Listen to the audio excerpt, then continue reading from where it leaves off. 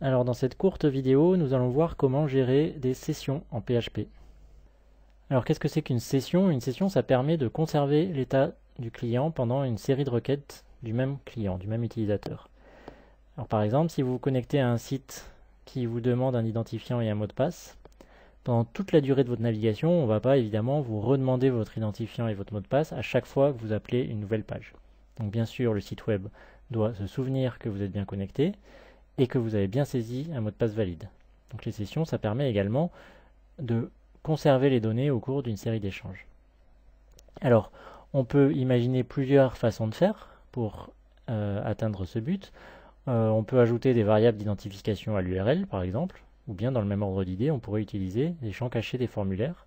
Ça, c'est à condition que les informations à conserver soient d'une part peu nombreuses, et puis surtout qu'elles ne soient pas confidentielles, puisque c'est très facile d'accéder à ces informations. En particulier, on n'utilise pas un paramètre de l'URL pour indiquer qu'un tel est bien connecté, tout simplement parce qu'il suffirait de connaître le nom de ce paramètre pour pouvoir l'utiliser et donc pour faire croire au site qu'on est bien connecté. On utilise plutôt les cookies. Alors, un cookie, c'est un fichier placé sur l'ordinateur du client qui permet de stocker plus ou moins temporairement des informations sur ce client, sur sa session, sur ses visites précédentes par exemple. Le cookie a une certaine durée de vie qui est décidée par le serveur qui dépose le cookie en question, mais le client peut bien sûr supprimer ces fichiers puisque évidemment ils sont chez lui. Le cookie ne sert pas seulement à la gestion des sessions, ça peut aussi servir à tracer le comportement et les visites d'un internaute pour établir son profil et puis par exemple faire de la publicité personnalisée. Mais ici on va parler que des aspects session.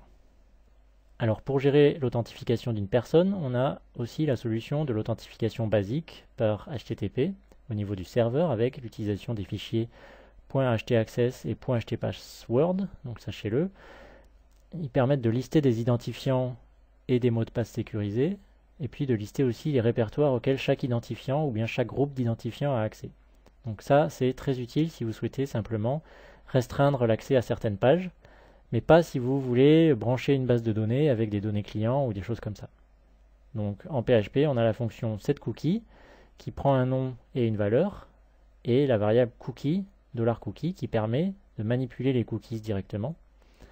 Mais pour les sessions, il y a un mécanisme bien plus simple, et c'est ce mécanisme qu'on va voir maintenant. Alors, je vous explique le principe. Un formulaire demande des informations d'authentification à une personne, typiquement son identifiant, son mot de passe.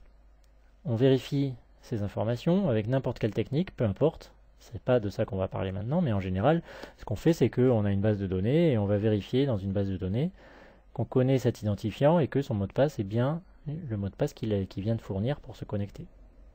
Donc si c'est pas bon, commençons par ce cas, on retourne au formulaire et on redirige vers une page d'erreur. Si c'est bon, on crée ce qu'on appelle une session avec la fonction sessionStart et on crée un paramètre avec la variable $session qui est un tableau associatif. Par exemple, on va dire que $session de validUser égale à 1. Donc ça, c'est ce qui se passe sur la page d'authentification. Sur toutes les autres pages, on veut vérifier évidemment que l'internaute est bien connecté avant de fournir le contenu. Donc on refait un sessionStart qui permet de récupérer les informations de la variable $session. Et puis on vérifie le contenu de $session validUser. Si c'est bon, donc si c'est égal à 1, on fournit le contenu.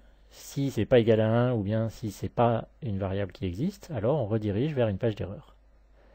Et puis enfin, pour la déconnexion, on a la fonction sessionDestroy. Alors, on va passer tout de suite à un exemple qui va éclaircir tout ça. Ici, on est dans le script d'authentification. C'est celui qui reçoit les informations en provenance du formulaire de connexion. Je ne vous montre pas le formulaire de connexion HTML lui-même, c'est quelque chose de très classique. Ensuite, donc, on est ici dans le script d'authentification, on récupère l'identifiant et le mot de passe envoyé par l'utilisateur en partant du principe que le nom dans le formulaire c'était ID pour l'identifiant et PWD pour le mot de passe. Ensuite, on a une fonction de vérification qui, elle, dépend de notre façon de gérer les mots de passe. Donc là, ici, je l'ai appelé verifOK. C'est pas une fonction de PHP, c'est une fonction que je viens d'inventer, c'est une fonction que nous devrons créer et qui ira par exemple, typiquement chercher les infos dans une base de données. Mais bon, supposons que cette fonction existe et qu'elle renvoie vrai si l'authentification est correcte et faux si l'authentification n'est pas correcte. Donc si l'authentification est correcte, appel de session start, positionnement de la variable de session dont je viens de parler, puis redirection vers la bonne page. Donc une façon de faire ça, c'est d'insérer du HTML et le code HTML, la balise méta qui donne des instructions de redirection. Donc avec le script qui va construire la page et puis au bout de 0 secondes par ce paramètre content. Si c'est pas bon, en contraire, on redirige vers une page d'erreur. Donc on redirige vers quoi? On redirige vers script2.php. Et qu'est-ce qu'on a dans script2.php? On a ça. Avant toute chose, on vérifie que la session est correcte. Pourquoi? Parce que on pourrait tout à fait appeler script2.php de n'importe où sans s'être authentifié auparavant. Donc il faut vérifier que la provenance de ce script, c'est bien le script d'authentification. Donc pour faire ça, on appelle session start, et si la variable session de valid user est bien à 1, c'est que c'est bon, et on continue à produire la page HTML. Et si c'est pas le cas, par contre, on peut par exemple rediriger vers le formulaire d'authentification.